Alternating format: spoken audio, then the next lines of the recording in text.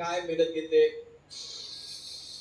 आणि मागच्या वर्षी हा संघ रनर होता. एक स्वप्न अधूर राहिले गुलजारचं. या अतिशय महत्वाच्या मॅच मध्ये गुलजार गोलंदाज त्याने गारद केले 4 फलंदाज.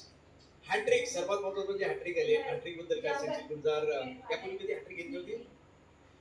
यापूर्वी अंडर मॅच मध्ये खेळताना ग्रामीण भागात हॅट्रिक घेतलेली आहे, पण ओव्हरऑल मॅच मध्ये माझी आयुष्यातली ही पहिलीच हॅट्रिक आहे. आणि वर्षभरानंतर चेंडू हातात आला होता, बॅटही वर्षभरानंतर हातात आली होती. साहेबांचा सुये सहाय्यक म्हणून काम करताना साहेबांनाही जसा वेळ मिळत नाही इतर गोष्टींसाठी, तसं आम्हालाही मिळत नाही. पण गेले 4-5 दिवस मॅडमने आम्हाला प्रॅक्टिसची संधी दिली होती.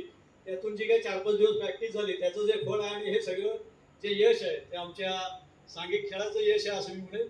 साहेबांचा आणि मॅडमचा आशीर्वाद आमच्या पाठीशी असाच कायम राहावा आणि ही स्पर्धा अतिशय अधिक खुलत जावी, उत्तम व्हावी दरवर्षी. आणि आम्हाला दरवर्षी जरी नंतर वय वाढत गेलं तरी खेळण्याची संधी मिळावी ही अपेक्षा व्यक्त करतो. थँक्यू.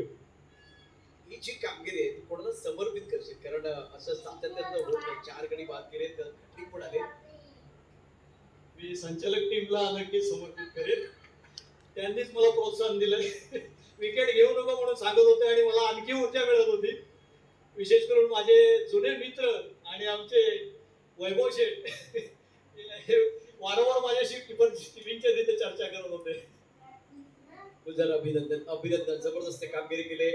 गेम चेंजर खेळाडू असे असतात.